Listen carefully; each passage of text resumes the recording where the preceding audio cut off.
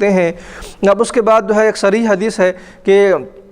مسلمان کے لیے صرف 3 کھیل کو جائز قرار دیا گیا ہے اور باقی اس کے علاوہ تمام کھیلوں کو ناجائز قرار دیا گیا ہے، کہ جس کو صحیح میں روایت کیا گیا کہ کل لہو المسلم حرام الا ثلاثہ وملاعبتہ باہلہ ومسابقتہ بفرسہ ومنازلتہ بقوسہ او کما قال علیہ الصلوۃ والسلام، کہ مسلمان صرف 3 ہی کھیل میں حصہ لے سکتے ہیں، اس کے علاوہ باقی کھیلوں میں وہ جائز نہیں ہے کہ وہ حصہ لیں۔ کہ وہ کیا ہے؟ وہ لہو لعب، مسلمان کا لہو لعب اور بیکار چیزوں میں مشغول رہنا حرام ہے، کہ کل لہو المسلم حرام، ان کے ہر لہو لعب کی چیزیں کیا ہے؟ یہ حرام ہے مسلمانوں کے لیے، الا ثلاثہ، مگر 3 چیزیں ایسی ہیں کہ جو جائز ہیں۔ ایک تو اپنی بیوی کے ساتھ یعنی اپنی اہلیہ کے ساتھ کھیلنے سے مراد یہ ہے کہ یعنی بے تکلفی سے رہنا، کہ شوہر اپنی اہلیہ کے ساتھ بے تکلفی سے رہے تو یہ بھی کیا ہے؟ اس کے لیے بہتر ہے۔ یہ بھی گویا کہ ایک طرح کا ایک کھیل ہے، کہ عام طور پر جو کھیل میں کیا ہے کہ ایسی باتیں ہوتی ہے کہ جس میں کوئی مطلب اور مفہوم نہیں نکلتا، تو بے تکلف بھی اگر بیوی کے ساتھ رہیں تو ادھر غیر ضروری بھی کچھ گفتگو ہو جائے تو کوئی قباحت اور کوئی حرج کی بات نہیں ہے۔ تو شوہر اور بیوی کے درمیان اس طرح سے بے تکلفانہ رہنا، بے تکلفانہ مزاج رہنا، بے تکلفانہ گفتگو رہنا، یہ ان کی جو ہے آپس میں محبت کو بڑھانے کا ذریعہ اور بڑھانے کا ایک سبب ہے۔ اگر دونوں کے درمیان بے تکلفی نہ ہو اور بہت زیادہ کیا کہتے ہیں کہ جذباتی معاملات ہو تو پھر دونوں کے معاملات بگڑ جاتے ہیں۔ تو اس مناسبت سے میں ایک واقعہ بیان کروں کہ حضرت عمر رضی اللہ تعالیٰ عنہ کا زمانہ ہے، تو ایک شخص آئے اپنی بیوی کے ساتھ، یعنی بیوی زوجین شوہر بیوی دونوں بھی آئے حضرت عمر رضی اللہ تعالیٰ عنہ کے پاس۔ تو بیوی نے عرض کیا کہ اے امیر المومنین، مجھے اس شخص سے چھٹکارا چاہیے، مجھے اس شخص سے خلاصی چاہیے، میں اس شخص کا ساتھ میں رہنا نہیں چاہتی ہوں۔ تو آپ نے پوچھا کہ اس کے اسباب کیا ہیں؟ تو وہ عورت خاموش رہی۔ تو حضرت عمر رضی اللہ تعالیٰ عنہ دور اندیش تھے، اس شخص کے انہوں نے سر سے پیر تک دیکھا تو کیا دیکھتے ہیں کہ وہ شخص جو ہے ان کے بال بالکل بڑھے ہوئے ہیں، یعنی ان کے بال جو ہے بڑے لمبے بال ہیں، اور جو ہے کیا کہتے ہیں کہ مونچھیں بھی بڑی لمبی ہیں، اور جسم پر جو لباس ہے وہ پھٹے ہوئے لباس ہیں، اور کئی دنوں تک نہ نہائے نہیں ہیں، غسل نہیں کیے ہیں۔ تو انہوں نے اندازہ کر لیا کہ یہ شخص کا اس طرح رہنا اس لڑکی کو، عورت کو ناپسند ہے، لہذا اسی وجہ سے جو ہے وہ اسے چھٹکارا چاہ رہی ہے۔ تو حضرت عمر رضی اللہ تعالیٰ عنہ نے اس شخص سے فرمایا کہ آپ سب سے پہلے آپ جائیں بازار، اور جانے کے بعد اپنے بالوں کو کٹائیں، پھر اس کے بعد اپنے مونچھوں کو کٹائیں، پھر اس کے بعد اور گھر جانے کے بعد نہائیں دھوئیں اچھی طرح صاف ستھرے طریقے سے، پھر اس کے بعد اچھے کپڑے پہنیں اور خوشبو لگائیں، اور اسی طرح سے بالکل نفاست اور نظافت کے ساتھ آئے۔ تو وہ اس عورت کو حضرت عمر رضی اللہ تعالیٰ عنہ نے وہیں بیٹھنے کا حکم دیا۔ اس شخص کو حضرت عمر رضی اللہ تعالیٰ عنہ اپنے گھر میں بھیجا دیتے ہیں کہ جاؤ اس طرح کی کیفیت و حالت بنا کر کے لاؤ۔ تو وہ شخص چلے گئے، اور جانے کے بعد حضرت عمر رضی اللہ تعالیٰ عنہ نے جس طرح سے فرمایا تھا کہ اپنے بال کٹاؤ، اس شخص نے اپنے بال کٹا دیے، مونچھ ترشوا لیے، اور جو ہے اچھے طریقے سے وہ نہائے دھوئے صاف ستھرا طریقے سے، پھر اس کے بعد نئے لباس پہنے اور جو ہے پیر میں چپل پہنے، پھر اس میں خوشبو لگائے۔ تو وہ شخص جو ہے نا، وہ شخص پورا انتظام کے ساتھ جو ہے حضرت عمر رضی اللہ تعالیٰ عنہ کی بارگاہ میں تشریف لائے۔ تو اس کے بعد حضرت عمر رضی اللہ تعالیٰ عنہ نے ان کی بیوی سے کہا کہ آپ آئیں، اب آئیں۔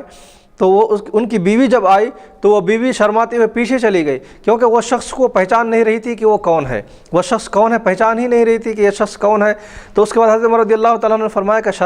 شرم کی کرنے کی کیا بات ہے؟ تو اس عورت نے اشارے سے کہا کہ یہ شخص ہے یہاں پر۔ تو حضرت عمر رضی اللہ تعالیٰ مسکراتے ہیں اور فرماتے ہیں کہ یہ کوئی اجنبی شخص نہیں ہے، بلکہ یہ آپ کا ہی کیا ہے، یہ شوہر ہے، یہ آپ کا ہی شریک حیات ہے، یہ اس سے شرمانے کی بات نہیں ہے۔ تو وہ عورت جو ہے غور سے دیکھتی ہیں تو اس کے بعد پہچانتی ہے کہ یہ شخص میرا شوہر ہے، بالکل پہچانے نہیں جا رہے ہیں کہ یہ میرا شوہر ہے۔ تو کیونکہ ان کی کیفیت اب بدل چکی تھی، پہلے بالکل لمبے بال اور جو ہے کیا کہتے ہیں کہ مونچھ لمبے اور کوئی خیال نہیں تھا، جسم کا پھٹے ہوئے لباس اور جسم سے بو وغیرہ آ رہی تھی، اور جو ہے میل کچیل رکھے تھے۔ تو اس طرح صاف ستھرا ہو کر کے جب وہ آئے اور بالکل اچھے لگ رہے تھے، تو اس کی بیوی جو اب تک طلاق لینا چاہ رہی تھی، جو آزادی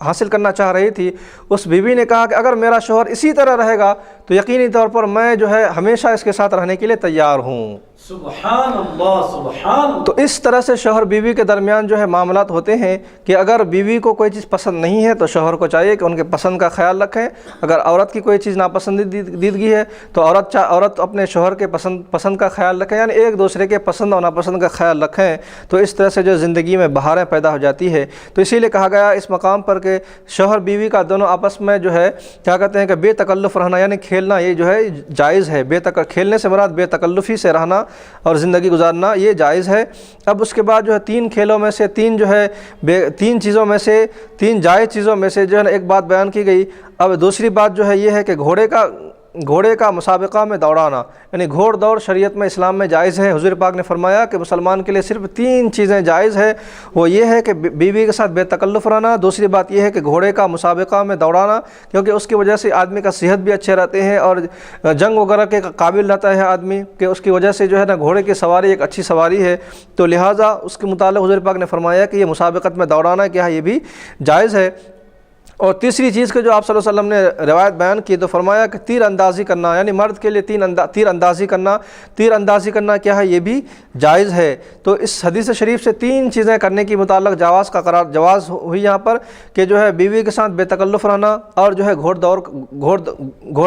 گھوڑے دوڑانے کی مسابقت کرنا اور تیر اندازی کرنا، یہ چیزیں مرد کے لیے جائز ہے۔ اور باقی اس کے علاوہ جو تین چیزیں ہیں، تین چیزوں کے جو علاوہ ہے، اس کے متعلق حضور پاک نے فرمایا کل لہو المسلم حرام، کہ ہر لہو چیز یعنی بیکار چیز کیا ہے، یہ سب مسلمان کے لیے حرام ہے اور ناجائز ہے۔ اب اس کے بعد بعض چیزیں جو ہے نا ورزش کی نیت سے کی جاتی ہے، جیسا کہ کشتی وغیرہ ہے، یا پھر جو ہے کیا کہتے ہیں کہ کھیل وغیرہ ہے، کرکٹ کھیل ہے، تو یہ فقہاء کرام فرماتے ہیں کہ اس میں اگر کسی قسم کا شرط نہ ہو، یا پھر جو ہے کشتی وغیرہ کا کھیل ہے تو اس میں جو ہے کیا کہتے ہیں کہ اعضاء پورے جو ہے ڈھکے ہوئے رہو، یعنی جتنا حصہ جو ہے شرمگاہ کا حصہ چھپانا مرد کے لیے فرض ہے، اس مقدار میں اگر چھپا دیا جاتا ہے، یا پھر جو کوئی جم میں جاتا ہے تو جم میں جانے کے بعد اپنے جو ہے اعضاء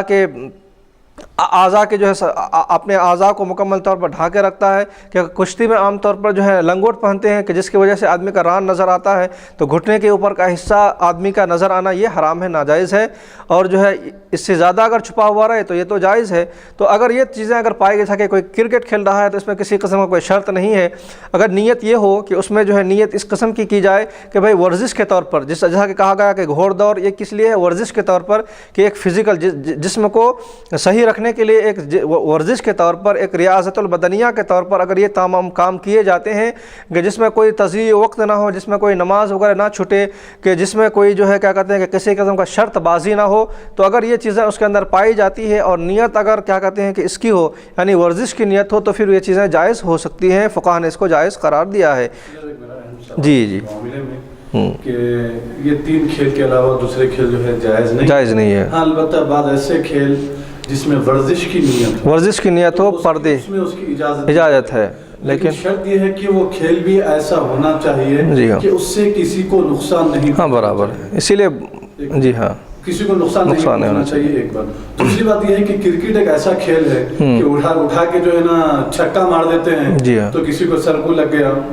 کئی واقعات ایسے دیکھنے میں آئے ہیں کہ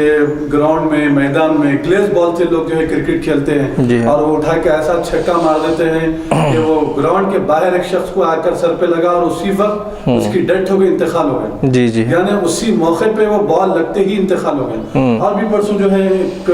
دیکھنے میں بھی آیا ہے کہ آج سے جو ہے صرف 1 مہینہ 1.5 مہینے پہلے کی بات ہے کہ ایک شخص کو جو ہے بال آ کے، ایک بیٹسمین ہے جو کرکٹ کھیل رہا تھا، آسٹریلیا کا پلیئر ہے، تو وہ بال جو ہے آ کے سر پہ لگا، لگتے ہی وہ اسی وقت گر گیا اور 3 دن میں اس کا انتقال ہو گیا۔ تو ایسا کھیل کہ اس سے کسی کو نقصان بھی نہ ہو، تو وہ بھی ورزش کی نیت سے تو جائز ہے، ورنہ ورزش کے کئی ذرائع ہیں، کئی ایسے راستے ہیں جس سے کسی کو نقصان بھی نہ پہنچے اور آپ کا فائدہ ہو، تو ایسا ہی کھیل کھیلنا چاہیے۔ میری نظر میں کرکٹ تو جائز ہونا ہی نہیں چاہیے۔ اس کی وجہ یہ ہے کہ اس میں آنے جانے والوں کو جو ہے یہ خطرہ محسوس ہوتا ہے کہ بھائی بال یہاں سے آ کے لگے گا یا وہاں سے آ کے لگے گا، اور لوگ جو ہے کرکٹ کھیلتے ہیں وہ دروازوں کے شیشے پھوڑ جاتے ہیں، لوگوں کے کھڑکیاں توڑ دیتے ہیں، اور بھڑ بول کے جو ہے گیٹ پہ آ کے جو ہے بال لگ جاتا ہے۔ گھر میں کوئی ہارٹ کا مریض ہوتا ہے، کوئی ڈائبٹیز کا مریض ہوتا ہے، کوئی شوگر کا پیشنٹ ہوتا ہے، مختلف لوگوں جو ہے بیماری کے لوگ ہوتے ہیں، اچانک ہیبت سے جو ہے وہ لوگ نیند میں سے اٹھ جاتے ہیں، کوئی سوتے رہتا دھڑ بول کے گیٹ پہ آ کے بال لگ جاتا ہے، فوری وہ ہیبت کے مارے اٹھ جاتا ہے۔ تو ان چیزوں کا خیال رکھنا بھی ضروری ہے۔ جی ہاں، جیسا کہ آپ نے کہا کہ ہر وہ کھیل کہ جو تضییع وقت بنے اور نماز وغیرہ جس سے ضائع ہو جاتے ہیں اور دوسروں کو تکلیف ہو، تو شرعاً اس کی کوئی اجازت نہیں ہے۔ اب اس کے بعد جو رہا کرکٹ کا جو مسئلہ ہے، تو عام طور پر یہی ہے کہ اس میں شرط رکھے جاتے ہیں، کہ جس کھیل میں بھی شرط رکھے جاتے ہیں وہ شرط والے کھیل جو ہے حرام قرار دیا گیا ہے۔ لیکن مسئلہ یہ ہے کہ اگر وہ لوگ اس کے لیے شرائط رکھے گئے ہیں، کہ وہ شرائط یہ ہے کہ کہ اس میں کسی کو تکلیف نہ ہو، کہ کسی کے سر پہ نہ لگے آ کر کے بال، یا پھر جو ہے بال جو ہے مطلب بالکل نرم ہو. چھوٹے قسم کے بال بھی اقسام کے ہوتے ہیں، چند قسم کے اقسام کے ہوتے ہیں. تو کیونکہ اس سے پہلے جو فتویٰ لیا گیا تھا تو مفتیان اکرام نے اس کے متعلق فتوے دیے ہیں. یہ تمام شرائط رکھے گئے تھے، کسی کو تکلیف نہ ہو، بال اچھل کر کسی کے گھر میں داخل نہ ہو جائے، کسی کے گیٹ پہ نہ لگے، کسی کے کانچ پہ نہ لگے، کسی کے سر پہ نہ لگے. تو یہ تمام چیزیں اگر شرط اور جو ہے کیا ہو، محلے سے دور ہو، بالکل کشادہ میدان ہو کہ جہاں باہر نکلنے کی گنجائش بال کو کم ہو، تو اور سب لوگ وہاں پر جو ہے کیا کہتے ہیں کہ مضبوط اور مستحکم ہو، اور جو ہے بال ایک نارمل انداز میں ہو کہ اگر وہ کسی کے جسم پر لگ جائے تو چوٹ بھی نہ لگے. تو یہ تمام شرائط رکھے گئے ہیں. تو ان تمام شرائط کو اگر پایا جا رہا ہے تو پھر اس کے بعد ایک شکل نکل سکتی ہے، کیونکہ ناجائز حرام کہنے کے لیے کوئی وجہ ہونی چاہیے. کیونکہ عام طور پر جو ہے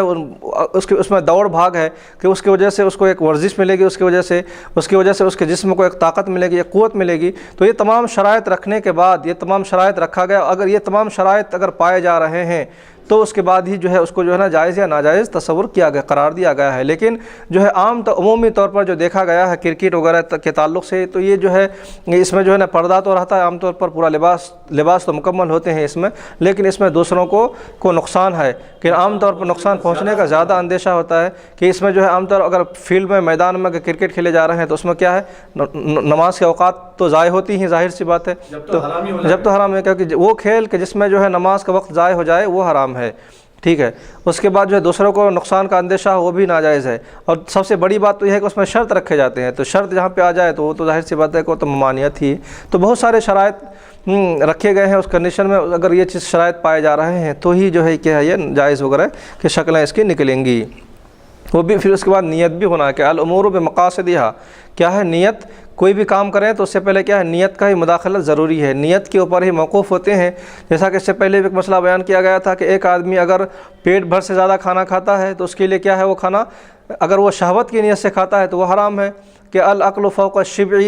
حرام بقصد الشہوتی، کہ پیٹ بھر سے زیادہ کھانا کھانا شہوت کی نیت سے یہ حرام ہے. اگر جو ہے اسی طرح سے اگر تقوی کی نیت سے کھا رہا، تقوی کی نیت کا مطلب یہ ہے کہ رمضان شریف کا موقع ہے، سحری میں 2 لقمہ اگر کوئی زیادہ کھاتا ہے کہ تاکہ اس کی وجہ سے میرے جسم میں زیادہ سے زیادہ قوت رہے، تو یہ پھر اس کے لیے جائز ہے. اگر عبادت کے لیے نہیں کھاتا ہے، کیا نہیں کہ رات کو اگر تھوڑا 2 لقمہ زیادہ کھا لیا تو میں رات میں زیادہ دیر تک عبادت کر سکوں گا، اس نیت سے کھاتا ہے تو اس کو پھر ثواب ہے.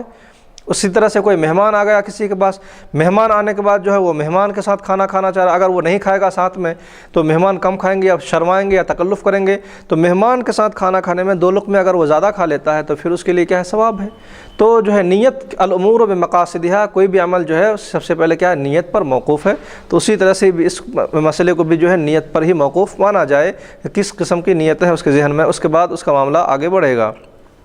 تو بات چل رہی تھی تین چیزیں بیان کیا گیا. جی ہاں.